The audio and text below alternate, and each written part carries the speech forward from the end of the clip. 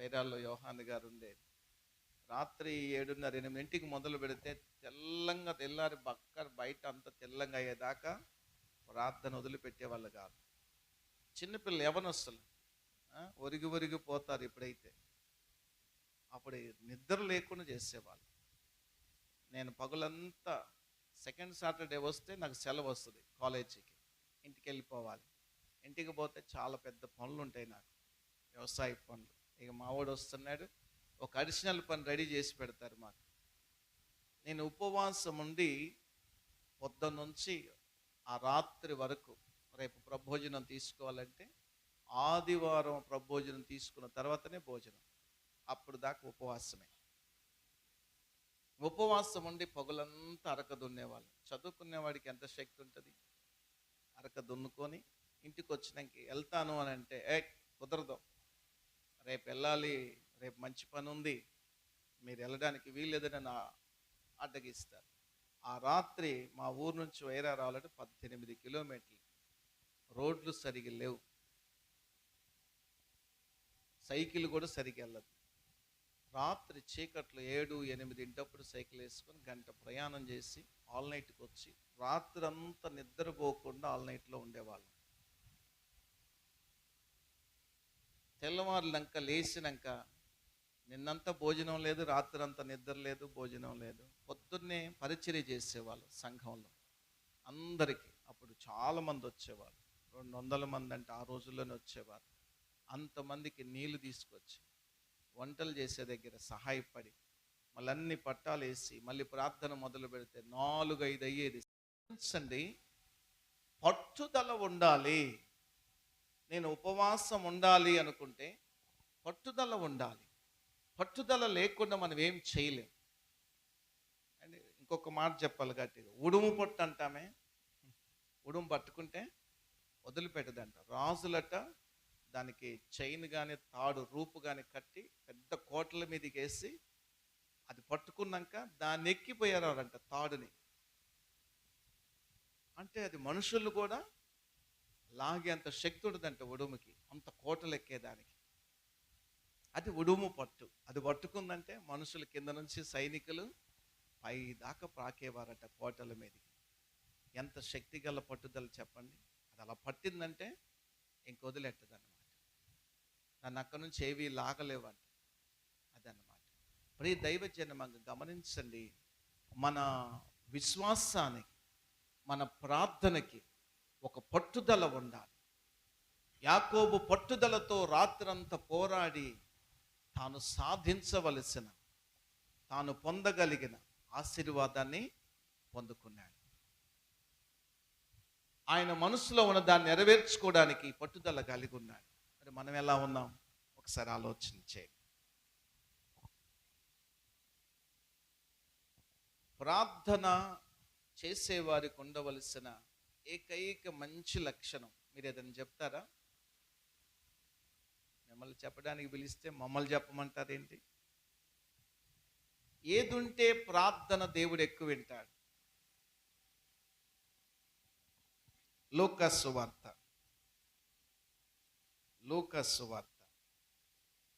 మీరు చూడదగిన అద్భుతమైన మాట.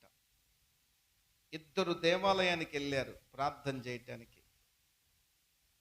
ఏ అధ్యాయం, ఏ వచనం మీకు గుర్తుందా? 2 ప్రార్థన చేయటానికి వెళ్ళారు. ఏమ్మా? 18వ అధ్యాయం 10వ వచనం నుంచి ప్రారంభం. 2 ప్రార్థన చేయటానికి వెళ్ళారు. ఒక ఆయన తాను చేసేవన్నీ చెప్పుకున్నాడు దేవాలయములోకి చేరి. ఇంకొక అతను అక్కడ బయట దేవాలయానికి బయటుండి తాను దేవాలయం వైపు కానీ దేవుని వైపు, ఆకాశం వైపు కానీ అలా అనే మాటల అర్థంలో మనకేం కనిపిస్తుంది? తగ్గింపు, దీనత్వం, తగ్గింపు, విధేయత. ప్రార్థనకి దేవుడు జవాబు ఇవ్వాలంటే వినయంతో కూడిన, విధేయతతో కూడిన ప్రార్థన చేయాలి. తగ్గించుకొని ప్రార్థన చేయాలి.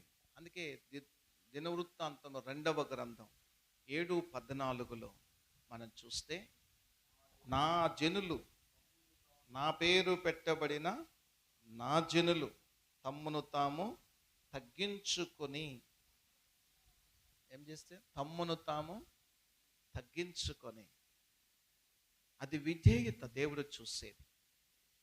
వినయం, వినయ విధేయతలు ఎవరిలో ఉంటాయో వారు అద్భుతంగా, ప్రియులారా, వినయం లేకుండా, విధేయత లేకుండా దేవుడు మన ప్రార్థనకు జవాబు ఇవ్వడు.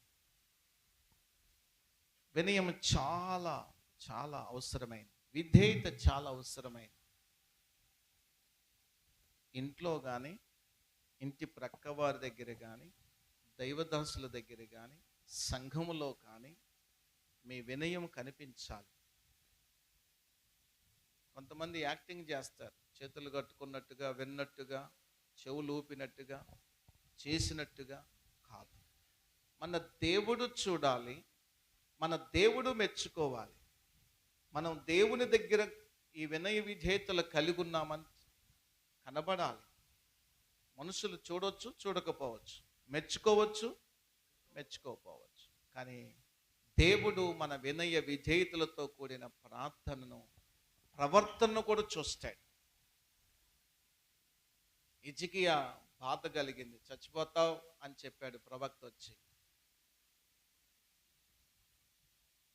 ఎవరి మీద కోపగించుకొనక అటు గోడ వైపు ముఖం తిప్పుకొని ప్రార్థన చేయటం మొదలుపెట్టాడు. అది వినయం. చెప్పగానే దేవుని మాటకు లోబడటం. దేవా, నేను ఎన్నెన్ని మంచి కార్యాలు చేశానో చూడలేదా? ఒక్కసారి గుర్తు చేసుకున్న జీవితాన్ని అని ప్రార్థన చేస్తే ప్రభువు ఆయుష్నిచ్చాడు, ఆరోగ్యం ఇచ్చాడు. వినయముతో కూడిన ప్రార్థన చాలా మంచిది. ఈ దినవృత్తాంతములో మనం చదువుతాం, ఆ తగ్గించుకొని చేసేవారి ప్రార్థన నేను ఆలకిస్తాను. అక్కడ ఇంకా చెప్పబడిన మాట ఏంటంటే, చెడుతనమును తీసేస్తాను, దేశమును స్వస్థపరుస్తాను, పాపములు క్షమిస్తాను. ఎన్ని ఆశీర్వాదకరమైనవి వస్తున్నాయో చూడండి. మనం తగ్గించుకోవటం వలన వచ్చే ఆశీర్వాదాలు చాలా ఉన్నాయి ప్రియులారా. బైబిల్ గ్రంథంలో అందరూ అలా తగ్గించుకొని ప్రార్థనలు చేయటం మూలాన అద్భుతంగా వారు ఆశీర్వదించబడ్డారు. వారి అడిగినవన్నీ వారికి దొరికినవి. మత్తయి సువార్త 15వ అధ్యాయంలో ఒక తల్లి కనపడుతుంది. సురేపెనికి వంశస్థురాలు అన్నది, పెద్ద గొప్ప వంశానికి చెందిన ఆమె, ధనికురాలు, కనాను స్త్రీ అని ఉంది. అట్లాంటి తల్లి యేసుని వెంబడిస్తా వెళ్తా ఉంటే అక్కడ శిష్యులు చూసి, అయ్యా ఎప్పటి నుంచో వెంబడిస్తుంది, ఒక మాట చెప్పనండి. పిల్లలు తినే రొట్టెలు తీసి కుక్క పిల్లలకు వేయట యుక్తము కాదు అన్నాడు. ఆమంటుంది, బల్ల మీద పిల్లల రొట్టెలు తింటుంటే ముక్కలు కింద పడితే కుక్క పిల్లలు తింటాయి కదా. ఎంత తగ్గించుకుంది చెప్పండి. డబ్బును నువ్వు లెక్కేస్తారా? చల్ ఇల్లేంట్రా బాబు, ఈయన మాటలు ఎవడికి కావాలి? కుక్కని అంటాడా? నన్ను కుక్క అంటాడా? నన్ను కుక్క అంటాడా? కుక్కనే ఆమెను అనలేదు, కానీ గుంజుకుంటారు, అంత బిగుసుకుపోతారు. ఒక్క మాట కూడా పడరండి. వాళ్ళకి తగ్గింపు ఉన్నట్లేనా? లేదు. ఆత్మీయ సేవకులు నా జీవితంలో చాలా విశేషాలు చెప్పారు.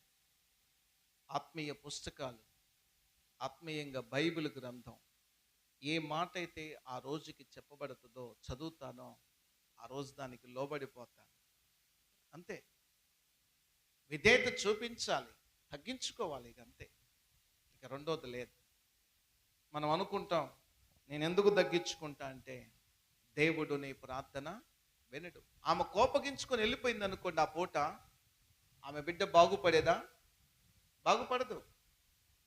ఒక ఆయన ఉన్నాడు, మనకు బైబిల్ రాజుల గ్రంథంలో చదువుతుంటే నయమాను ప్రవక్త దగ్గరకు వస్తాడు. ఆ యోర్దాను నదిలో మునుగు అన్నాడు. మా దేశంలో పెద్ద పెద్ద నదులు ఉన్నాయి, ఈ మోకాట్ లోతు నీళ్ళల్లోకి వచ్చి నేను మునగాల, ఈ కొద్ది నీళ్ళలో మునగాల అని చాలా గర్వంగా వెళ్ళిపోతా ఉన్నాడు. వ్యాధి తగ్గుద్దా? తగ్గదు. పక్కన సైనికుడు అన్నాడు, అయ్యా ఆ ప్రవక్త చాలా మంచి మాట చెప్పాడు, యోర్దాను నదిలో మునగమన్నాడు, నీకేం పెద్ద పని చెప్పలేదు కదా. అదే ఒక రాజ్యం మీదకి పోయి పట్టణం మీదకి పోయి జయించిరా అంటే జయించిరావా? జయించి వస్తా అన్నాడు. ఆయన చెప్పిన మాట చిన్నదే, నీ ఆరోగ్యం కోసం.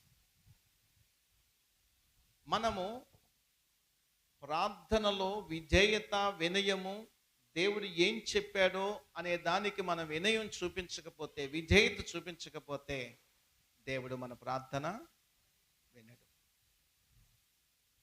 నిజమే, ఇది బాగుంది అనుకున్నాడు, వచ్చాడు ఆ యోర్దాను నదిలో మునిగాడు. ప్రవక్త చెప్పినట్లుగా, దైవజనుడు చెప్పినట్టుగా ఆయనకు ఆరోగ్యము కలిగింది. వచ్చింది ఆరోగ్యం కోసం. దేవుడు చెబితే ఆయన మాటకు విధేయత చూపమాయి. ఎట్లా ఆరోగ్యం వస్తుంది? వచ్చింది ఆశీర్వాదం కోసం, వచ్చింది మన కుటుంబం బాగుపడటం కోసం, వచ్చింది మన బిడ్డలు బాగుపడటం కోసం. మన దేవుడు చెబితే వినమాయి. చాలామంది ఈ పరిస్థితులలో వారు పట్టుదల లేకుండా, విధేయత లేకుండా, తగ్గించుకోకుండా ప్రార్థనలు చేస్తే దేవుడు ఆ ప్రార్థన వినడు. ప్రియుల, మనం తగ్గించుకొని ప్రార్థన చేయాలి. దేవుని మాటకు చెవియొగ్గి లోబడి విధేయత చూపించి మన ప్రార్థన చేస్తే దేవుడు మన ప్రార్థన వింటాడు, ఆలకిస్తాడు. ప్రియ దైవ జనాంగమా, గమనించండి, రోమాయులకు రాసినటువంటి పత్రిక 5వ అధ్యాయం 19వ వాక్యం. ఒక అద్భుతమైన మాట చూడండి, ఎంత బాగుందో. తెరిచారా మీ బైబిల్ గ్రంథాన్ని? ఏలయనగా ఒక మనుష్యుని అవిధేయత వలన అనేకులు పాపులుగా ఎలాగూ చేయబడ్రో. ఆగుదామమ్మా. అనేకులు, ఒక్క ఆదాము దేవుని మాటకు అవిధేయత చూపితే అందరూ పాపులైపోయారు. చూసారు?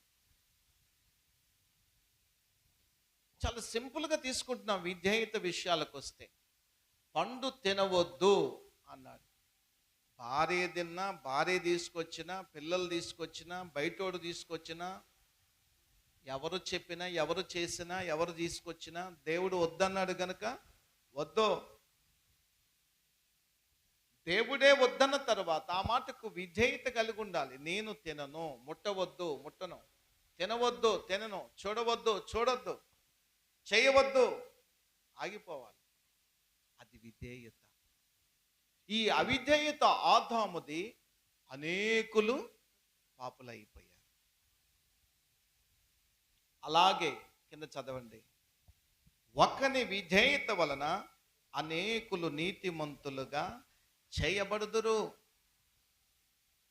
ఎంత అద్భుతమైన మాట అండి. మళ్ళీ ఇక్కడ పరిసయ్యుడు, నీతిమంతుడు అనే ఆయన కూడా గురించి మనం మాట్లాడదాం. యేసు ప్రభువేమో ఆ తండ్రి అయిన దేవుని మాటకు లోబడితే ఇప్పుడు మనం అందరం నీతిమంతులమయ్యా. చప్పట్లు కొడదాం, గట్టి కొడదాం, కొట్టేదేదా. మన కుటుంబాలన్నీ ఆశీర్వదించబడటానికి, రక్షించబడటానికి, దీవించబడటానికి మనము దేవుని మాటకు విధేయత చూపాలి. ఆదాము చేసిన అవిధేయత అందరిని పాపులు చేస్తే, దేవుడు చూపిన విధేయత, దేవుడు యేసుక్రీస్తు ప్రభువు లోబడిన విధానాన్ని బట్టి మనమందరము నీతిమంతులం, పరిశుద్ధులమయ్యాం, రక్షించబడ్డాం, దైవ రాజ్యానికి వారసులమయ్యాం. పరిసయ్యుడు హెచ్చించుకున్నాడు, సుంకరి తగ్గించుకున్నాడు. మా ఇంటి బయట నిలబడి నేను ఇలాగే ఉంటే ఒక అతను వచ్చి చెంపలు వేసుకున్నాడు, దండం పెట్టుకున్నాడు, ఆ పైకి మందిరం వైపు చూశాడు, వెళ్తున్నాడు. అలా 2-3 సార్లు చూశాను. ఒకరోజు ఆపి, బాబు ఇంత మంచిగా భక్తి చేసుకుంటున్నావు, నువ్వు మంచి విశ్వాసం కలిగి ఉన్నావు, దండం పెట్టుకుంటున్నావు దేవుడికి, మరి రావచ్చు కదా దేవుని మందిరానికి అన్నా నేను. అమ్మో, దేవుని మందిరానికి రావాలంటే ఎంత నీతిగా ఉండాలి, దేవుడి దగ్గరికి రావాలంటే ఎంత భయం ఉంది ఆయనకి లోపల చెప్పండి. నేను అర్హుణ్ణి కాదండి ఈ దేవాలయంలోకి రావడానికి. అట్లాంటి ఎంతమంది భక్తులు ఉన్నారో గమనించండి. ఇక్కడికి వచ్చి ఏ భయము లేకుండా, ఏ నీతి లేకుండా జీవిస్తే, ఏ దేవుని మాటకు మనం విధేయత లేకుండా జీవిస్తే మనం బెస్ట్ అంటారా, వాళ్ళు బెస్ట్ అంటారా? మళ్ళీ మీరే అట్లా తీర్పు తీరిస్తే ఎట్లా?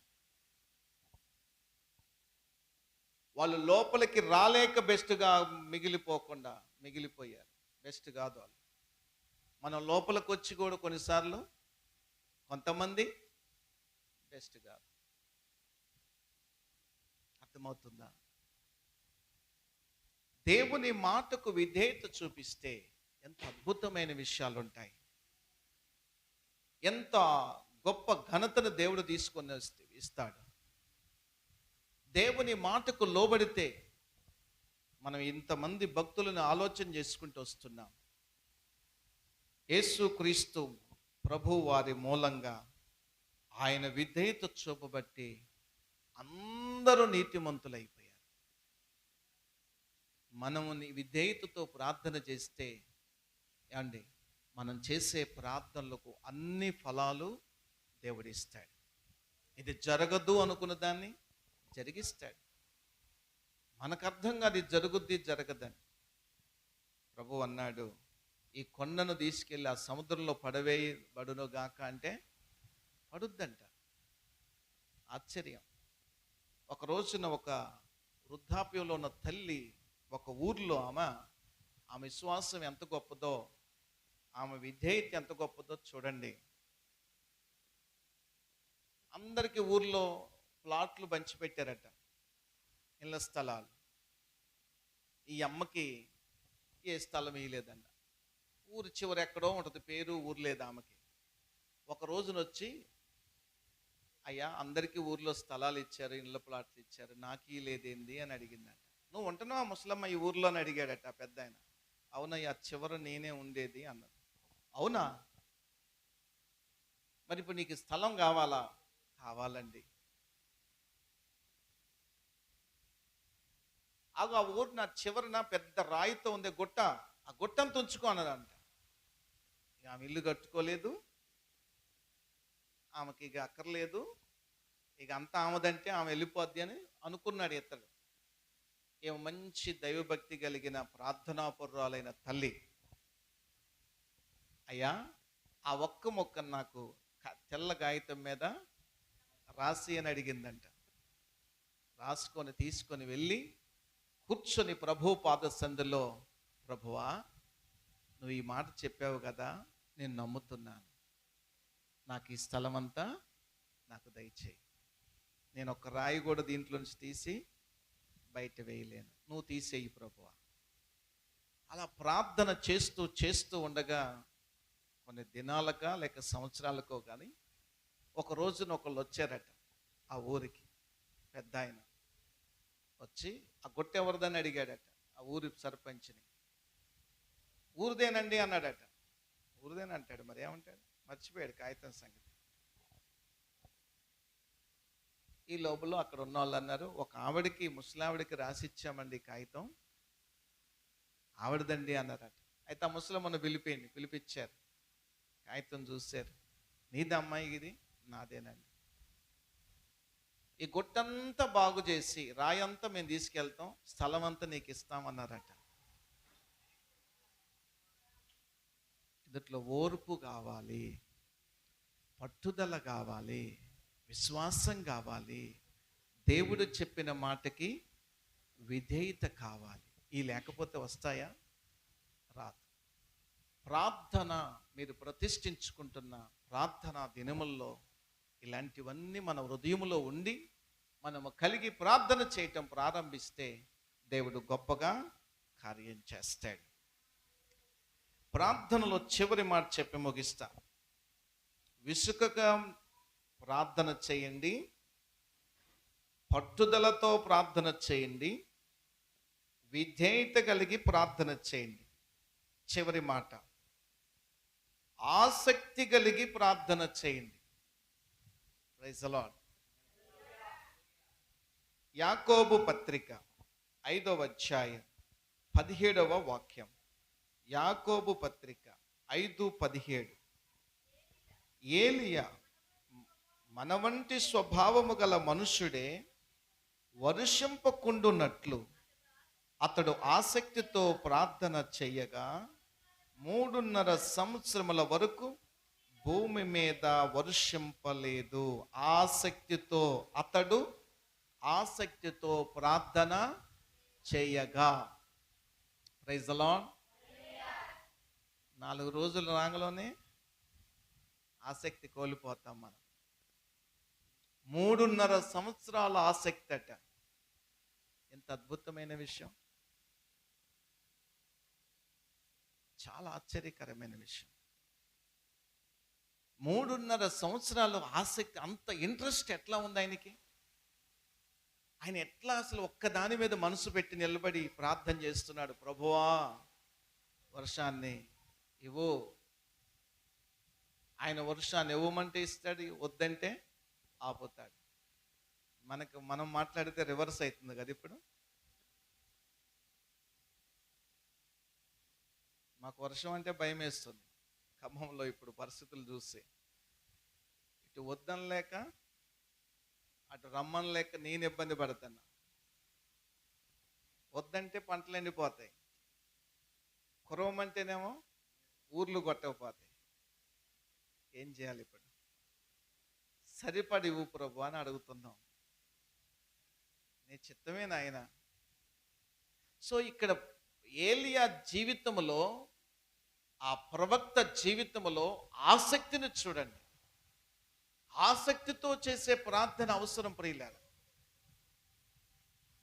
చాలా మంది అనాసక్తిగా ప్రార్థనలు మొదలు పెడుతున్నారు. కూర్చునే విధానం, ప్రార్థన చేసే విధానం మనకు అర్థమైంది. ఆయన ఇంట్రెస్ట్గా చేస్తున్నాడా, ఇంట్రెస్ట్ లేకుండా చేస్తున్నాడా అని అర్థమైపోద్ది. అయ్యగారికి అర్థమైంది, అమ్మగారికి అర్థమైంది, పక్కనోడికి కూడా అర్థమైపోద్ది. మనకు అర్థమైంది. ఆసక్తిగా ఉన్న వాళ్ళది వేరే ఉంటుంది. Praise the lord. ప్రియ దైవ జనాంగమా, ఆసక్తితో సంఘం ప్రార్థన చేస్తా వచ్చిన అపోస్తలుల కార్యం 12వ అధ్యాయం 5వ వాక్యం మనం చదువుతున్నప్పుడు, సంఘమైతే అత్యాసక్తితో ప్రార్థన చేయుచుండేది అని ఉంది. 12:5 అపోస్తలుల కార్యం. సంఘమైతే అత్యాసక్తితో అని ఉంది అక్కడ. ఎవరి కోసం చేస్తున్నారు ప్రార్థన? వాళ్ళ దైవజనుడు పేతురు గారు జైల్లో పెట్టబడ్డాడు. ఆ జైల్లో పెట్టబడ్డవాడు ఎప్పటికీ బయటికి రాడు. అది పేతురుకి తెలుసు, సంఘానికి తెలుసు.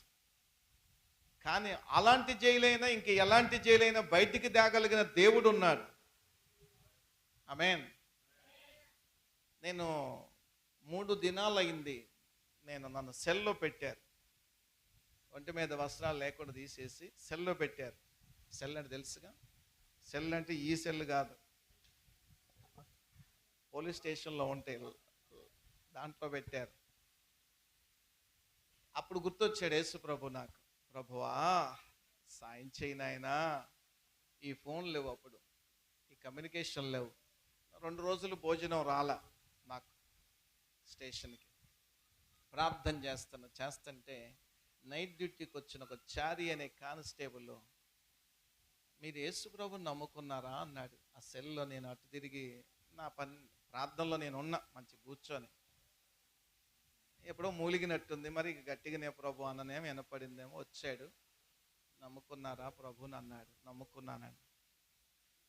ఇంటికి వెళ్ళి ఇంత బాక్స్ వేడి వేడి అన్నం కూర కట్టించుకొని వచ్చాడు. వాస్తవంగా నేను ఆ రోజుల్లో జైలుకి వెళ్ళిపోయాను, సెంట్రల్ జైలు వరంగల్. ఆ సెంట్రల్ జైల్లో కూడా ప్రార్థన చేయటం మొదలు పెట్టాను. అక్కడ కొందరు కరుడు కట్టిన ఖైదీలు, రిమాండ్లోకి వచ్చిన వారు మార్పు చెందారు. అక్కడ ప్రార్థన మొదలుపెట్టి వాక్యం చెప్పడం మొదలుపెట్టాను. అప్పుడే చిన్న వయసు, తెలియదు పెద్దగా. అక్కడ నాకు పర్మిషన్ కూడా వచ్చింది. ఉన్నది మొత్తం కలిపిన ఒక 9 రోజులు ఏమున్నాను. నేను అన్నీ మర్చిపోయాను. నా శిక్ష, నా బాధ, నాకున్న పరిస్థితులన్నీ మర్చిపోయి సెంట్రల్ జైల్లో హ్యాపీగా ప్రార్థన చేసుకోవడం, వాక్యం చెప్పడం. చక్కగా ఒక ఆదివారం వచ్చింది, ఆరాధన కూడా పెట్టేసుకున్నాం. అక్కడ జరుగుతుంది, బయట నుంచి సేవకులు రాలేదు. అక్కడ ఉన్న వాళ్ళు అన్నారు, అయ్యి బాబు నువ్వు కొంచెం మంచిగా నేను ప్రార్థన చేస్తున్నావు, మాటలు చెప్తావా మాకు, దేవుని మాటలు అన్నారు. చెప్పడం మొదలు పెట్టా. పోలీసులు కూడా విన్నారు. తెల్లారే కబురు వచ్చింది, నీకు బెయిల్ వచ్చిందని. 3 నెలలు రాదంట ఆ బెయిల్. నాకు 3 నెలలు బెయిల్ రాదట. అది SC ST యాక్ట్ కలిపి పెట్టారు నా మీద. ఇక అది ఇప్పట్లాగా బెయిల్ వచ్చే సందర్భాలు కాదు, అప్పుడు పరిస్థితులు వేరు. ఎవరిని అడిగినా మా అన్నయ్య గారు తిరిగితే 3 నెలలైనా 6 నెలలైనా బెయిల్ మీకు రాదు, ఇది చాలా కఠినంగా ఉంది పరిస్థితులు అని చెప్పారు. 12 రోజుల్లో కంప్లీట్గా ఇంటికి వచ్చాను. అందరికి ఆశ్చర్యం. ఆసక్తితో ప్రార్థన చేద్దాం. అది జైలే కావచ్చు, అది ఎలాంటి కొండే కావచ్చు, అది ఎలాంటి బండ లాంటి గుండె కావచ్చు. మన ఇంట్లో కొందరు బండలు ఉన్నాయి, గుండెలు కరగవు, చర్చికి రారు, మారు మనసు పొందరు, రక్షణ పొందరు, ప్రభు యేసు దేవుడని నమ్మరు. మన జీవితాల్లో గడ్డు సమస్యలు ఉన్నాయి, చాలా పరిస్థితులు తారుమారుగా ఉంటాయి. ఈ జరగవని మనకే అనిపిస్తుంది. ఈ 12వ అధ్యాయం మనం చదువుతున్నప్పుడు ఆ సంఘం అంతా ప్రార్థన చేస్తున్నారు. ఒక అమ్మాయి వచ్చి తలుపు కొట్టేది విన్నది. వాళ్ళ మమ్మీతో చెప్తుంది, అమ్మా పేతురు గారు వచ్చారు, నువ్వు పొరపాటు పడుతున్నావు అమ్మాయి. పొరపాటు అమ్మాయి వల్ల ఎవరు పడ్డారు? అమ్మ పడుతుంది. అమ్మ నమ్మకంతో ప్రార్థన చేయటం అయితే ప్రార్థనే చేస్తుంది, కానీ విశ్వాసము లేదు. చాలా మంది జీవితాల్లో అలాగనే ఉన్నారండి. చాలా మంది జీవితాల్లో విశ్వాసం విషయంలోను, ఆసక్తి విషయంలోను వారు ఆసక్తి లేకుండా జీవిస్తున్నారు. అందుకే హెబ్రీ పత్రికలోను, రోమా పత్రికలో ఒక మాట ఉంది మనకి. రోమా పత్రిక 12వ అధ్యాయం 11వ వాక్యం చదివితే ఇలాగ రాయబడి ఉంది మనకి, ఆసక్తి విషయములో మాంద్యులు కాక. చాలా ఎక్కడ ఆసక్తి విషయములో, మన ప్రార్థనకు వచ్చే విషయంలోనైనా, ప్రార్థన చేసే విషయంలోనైనా, దైవ మందిరములోనికి వచ్చే విషయంలోనైనా, సంఘ ఆరాధనలకు వచ్చే విషయంలోనైనా, దేవుడు చేసే కార్యాలన్నిటి విషయంలో మన ఆసక్తి విషయంలో మాంద్యులు కావద్దు. మాంద్యులు కావద్దు అని వాక్యం సెలవిస్తోంది. మన మాంద్యత ఎక్కువైపోయింది, ఇంట్రెస్ట్ లేదు.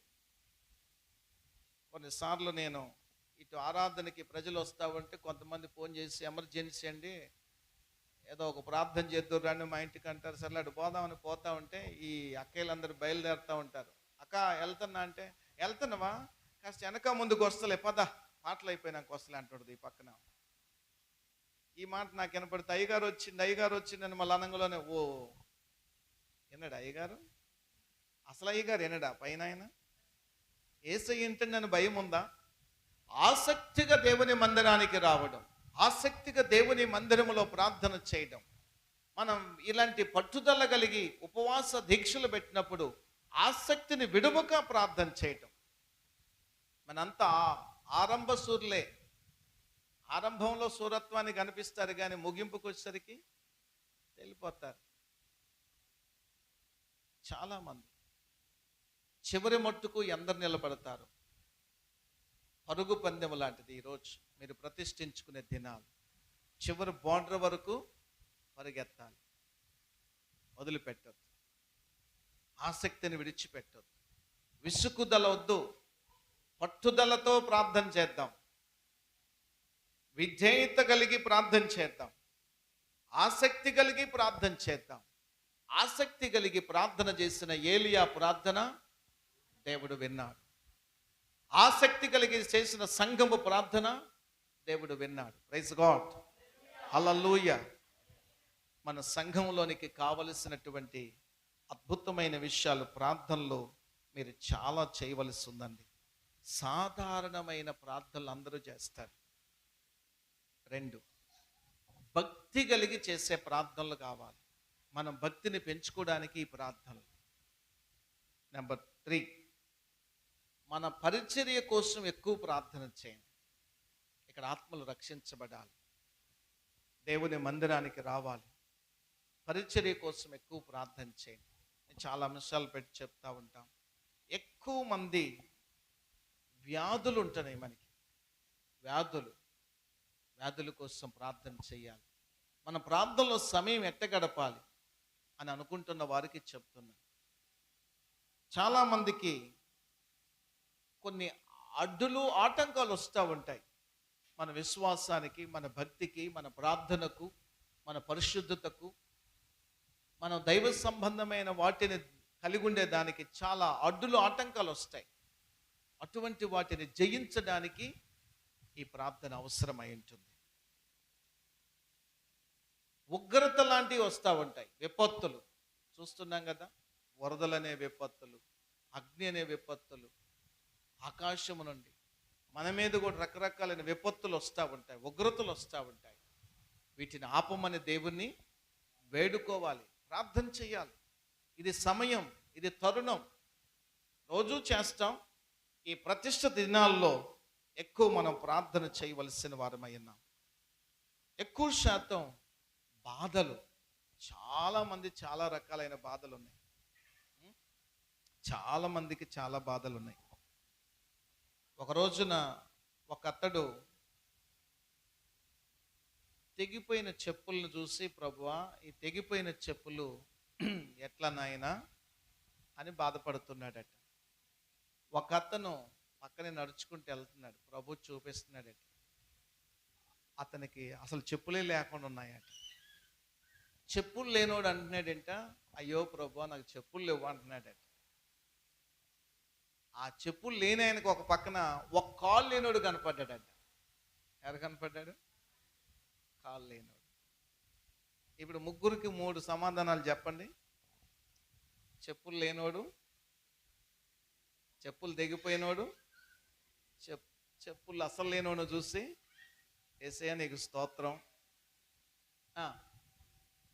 చెప్పులు అసలు లేనోడు, అసలు కాళ్ళే లేనోడు చూసి కాళ్ళు ఇచ్చినందుకు స్తోత్రం చెప్పాలనద్దా? చాలామంది ఈ తృప్తి లేకుండా బాధలు అంటారు. బాధలు నిజంగా ఉన్నాయి. ఏ బాధలు ఎలా తీరుస్తాడనే దాని మీదకి ఆలోచనకు వస్తే మన కోరికలు అనేవి ఎక్కువైపోయి బాధలు తెచ్చుకుంటాం. మన కోరికలు ఎక్కువై బాధలు తెచ్చుకుంటాం. ఆ బాధల గురించి దేవుడు ఎప్పుడు ఇష్టపడు. మనకి సర్వసాధారణంగా కొన్ని బాధలు కలుగుతాయి. వాటి కోసం మనం విజ్ఞాపన చేయాలి. వాటిని దేవుడు ఆలకిస్తాడు. నిజంగా నా బిడ్డకి ఈ బాధ కలగకూడదు, నా బిడ్డకి ఈ కష్టము రాకూడదు. అలాంటి బాధల కోసం ఎక్కువ ప్రార్థన చేయాలి. కొన్ని చెప్పుకునే బాధలు, కొన్ని చెప్పుకోలేని బాధలు మనకుంటాయి. వాటన్నిటిని ప్రభు దగ్గర చెప్పి ప్రార్థన చేయాలి. ఇట్లాంటివన్నీ మనం రోజు పెట్టుకుంటా ఉంటే దేవుడు అద్భుతమైన ఆయన కృప మనకి చూపిస్తాడు.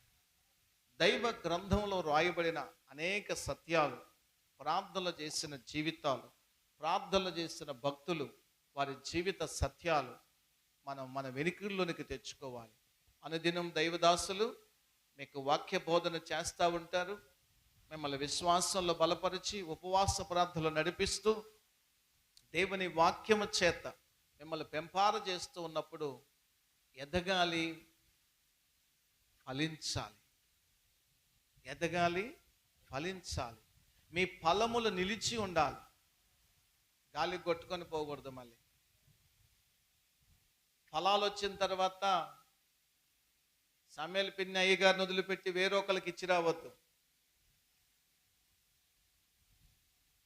మన ఫలాలు ఫలించిన తరువాత ఆ ఫలాలు చక్కగా అందించాలి, మనకి మన సంఘానికి అందించాలి.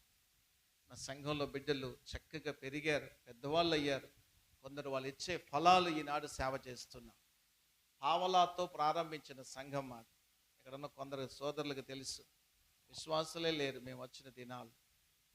చాలా కఠినమైన పరిస్థితులు. నేను ఎటువంటి ఇతర సంఘాల వారిని మా సంఘంలోకి తెచ్చుకోలేదు. ఒక్కరిద్దరే ఉన్నారు. అందుట్లో ఈ బాబు వాళ్ళ పిన్ ఉంది. పాలుగారు చర్చికి వచ్చేది ఇక్కడికి. చాలా రోజులు నేను రమ్మని అసలు పిలవలేదు, అసలు రమ్మని ఒప్పుకునేవాడిని కాదు. మా తోటి విశ్వాసులు వచ్చి అమ్మ వస్తున్నంటుంది సంతోషం అని అంటే 6 నెలలు తర్వాత మెల్లగా రానిచ్చాం. ఇక అప్పుడప్పుడు ప్రత్యేకమైన ప్రార్థనలకు వచ్చేలేదు, కానీ పర్మనెంట్కి ఎప్పుడు రాలేదు. ఎప్పుడైనా ఎవరో కన్న బిడ్డలు మన దగ్గరికి వస్తే, మన బిడ్డలు కాలేరు ఎప్పటికే, మనం కని పెంచాలి. సంఘమా, మీరు పిల్లల్ని కనాలి, ఆత్మలు కనాలి. ఈ ప్రార్థనలు ఎందుకంటే మన సంఘాభివృద్ధి కోసం. ఆమేన్. మన ఇతర సంఘాల్లో ఉన్న వాళ్ళందరూ తెచ్చిపెట్టుకోవడం కాదు, వద్దు మనకి. అది మనం కష్టపడి నూతన ఆత్మల్ని సంపాదించాలి. ఇక అక్కడ సేవకుడు స్పాయిల్డ్ అయిపోయి ఆడ పరిస్థితులు బాగలేకపోతే వాళ్ళే వస్తారు, మన వద్దన్న వస్తారు, ఆగరు. మన వద్దన్న వస్తారు. అక్కడ బాగలేనప్పుడు మనం ఏం చేస్తాం? కనుక సత్యమనే బోధతో ఉన్న సంఘమును ఎప్పుడు చెరపకండి. సత్యము లేని సంఘాలు ఉంటాయి. నేను దీన్ని చెప్తున్నా కానీ ఎప్పుడు చెప్పలేదు. సత్యము లేని బోధ చేస్తున్నారు చాలామంది. సత్యవాక్యం అనుకూలమైన బోధలు లేవు ఇప్పుడు. అలాంటి దుర్బోధల దగ్గర ఉన్న వారిని బయటికి తీసుకొని రండి, తప్పేమీ లేదు. రక్షణ లేని వారికి రక్షణలోకి తీసుకొని రండి. ఈ ప్రార్థనలు ఎందుకంటే మన సంఘాభివృద్ధి కోసం. ఈ ప్రార్థనలు ముగించేటానికి ఒక్క ఆత్మైన మన సంఘంలో నేను తీసుకొని రావాలి. ఒక అనౌన్స్మెంట్ చెప్తాను మీ సంఘాభివృద్ధి కోసం. సంఘం అందరూ కలిసి ఉపవాస ప్రార్థనలలో ఆత్మలు సంపాదించండి. వారి కోసం ప్రత్యేకంగా ప్రార్థన చేయండి, వారికి సువార్త చెప్పండి, వారిని తీసుకొని సంఘంలో తీసుకురండి, తప్పులేదు. జనరల్గా నేను చెప్తున్న సంగతి ఏంటంటే, నెలకి ఒక్క ఆత్మనైన సంఘం తీసుకొని రావాలి. 12 నెలలు దేవుడు ఇచ్చాడు. ఎంతమంది అవుతారు అప్పుడు? మీరు ఇప్పుడు 50 మంది ఉంటే నెక్స్ట్ ఇయర్కి ఎంతమంది అవుతారు? 60 మంది అవుతారు. ఒక్కరినే సంపాదిస్తామా? కనీసం 2, 3, 4, 10 మంది కలిసి చేస్తే, ఒక 10 మందిని సంపాదిస్తే సంఘం చాలా అభివృద్ధి చెందుతుంది. ఆ దైవదాసుడు చేసే పని కాదు. మీరు విన్న వాక్యము మీ లోపల వేరుని పెంచి ఫలాలు అంటున్నామే, ఆత్మీయులను తీసుకొని వచ్చే ఫలాలు మీరు చేయాల్సిన పని. దైవదాసుడు ఇక్కడ నుండి ప్రకటించిన వాక్యం మీలో ఫలభరితమైతే మీరు అనేక ఆత్మల్ని సంపాదించుకొని వస్తారు. మీకున్నటువంటి వరాల్లో ఆ వరాన్ని వాడుకోండి. ప్రార్థన అనేది ఒక వరం. సువార్త పరిచర్య చేసే ఒక వరం దేవుడు ఇచ్చాడు, మీకు అందరికీ ఇచ్చాడు. నా సాక్ష్యం, నా జీవితంలో ఇలా చేశాడండి ప్రభు, మీ జీవితంలో కూడా చేస్తాడు. నమ్మండి అని వాళ్ళని చెప్పి తీసుకొని రావాలి. మన సాక్ష్యం అంత బలమైంది కావాలి. నేను కొన్ని 100,000 సభల్లో నా సాక్ష్యం కోసమే పిలిచారు ప్రత్యేకంగా. నేను వాక్యం చెప్పిన దానికంటే నన్ను సాక్ష్యమే ఎక్కువ చెప్పమంటారు. రే దైవ జనాంగమా, అది చాలా అవసరమైనది. ఎంత రాత్రి అయినా ఎంత పగులైనా ప్రార్థనలో గడపకుండా నేను ఉండలేను. మీరు గమనించండి, మీకు మంచి అనుభవం చెబుతున్నాను. వ్యక్తిగత ప్రార్థన చాలా అవసరం. నేను ఎంత అలసిపోయి ఇచ్చినా, ఇంకోటి చెప్పమంటారా దేవుడు పెట్టేది, నాకు నిద్ర రాదు ప్రార్థన చేసుకోకపోతే. ప్రార్థన చేసుకుంటేనే మంచి నిద్ర వస్తుంది. ప్రార్థన చేసుకోకముందు నా శరీరం అంతా అలసిపోయి ఉంటే బాధగా ఉంటుంది. ప్రార్థన చేసుకుంటే నా శరీర అలసటంతా తొలగిపోతుంది. చాలామంది అలసటపడి లేటుగా ఎప్పుడుకో లెగిస్తారు. అలసటపడి అసలు ప్రార్థన లేకుండా పడుకుంటారు. అవి మంచిది కాదు. మనం ఎక్కువ ప్రార్థన చేయాలి. దైవదాసులు ఈ ప్రార్థనలు ఎందుకు పెడుతున్నారంటే మీ ఆత్మీయ అభివృద్ధి కోసం, మీరు ప్రార్థనలు ఎక్కువగా ఎదగడానికి, ఎక్కువ సమయం ప్రార్థనలో గడపడానికి, మీరు ప్రార్థన అనేది నేర్చుకొని అనేకులు ప్రార్థన ద్వారా అద్భుతాలు కళ్ళారా చూడడానికి, ప్రార్థన ద్వారా మన గ్రామం, మన ప్రాంతం, మన దేశం క్షేమంగా ఉండడానికి ఈ ప్రార్థనలు అవసరమైనవి. ఒక్కొక్క భక్తుడు ఒక్కొక్క రీతిగా ప్రార్థనలు చేస్తూ వచ్చారు. మీకు దైవదాసులు చాలా విషయాలు రానున్న దినాల్లో మీకు నేర్పిస్తారు. చక్కగా నేర్చుకునండి, ప్రార్థన చేయండి, ప్రార్థన ఫలాలు ఫలించండి. అది శ్రేష్టమైనది. Praise the Lord. నేను మా సంఘానికి ఇలా చెప్తాను, ప్రార్థనలు ప్రారంభించినప్పుడు మీరు ఏదైతే తినకుండా మిగిలిస్తారో, నడుస్తుందా, మీరు ఏదైతే తినకుండా మిగిలిస్తారో దాన్ని మీ చెంత ఉంచుకోవద్దు. ఇస్తే దేవుని మందిరంలో దేవుని పరిచర్య కొరకు ఇవ్వాలి, లేదా పేదలకు ఇవ్వాలి. అది బైబిల్ చెప్పే సత్యం. అర్థమైందా? మీరు ఎన్ని దినాలు ఉంటున్నారో దాన్ని గుర్తుపెట్టుకోండి. సపోజ్ నేను టిఫిన్ మానేసా ఉపవాస ప్రార్థన కోసం. టిఫిన్ ఖరీదు 20, 30, 40 అనుకుందాం. దాన్ని ఏం చేయాలి? దేవుని సేవ కొరకు ఖర్చు పెట్టాలి, లేదా పేదోళ్ళు ఉంటే పేదలకు ఇవ్వాలి.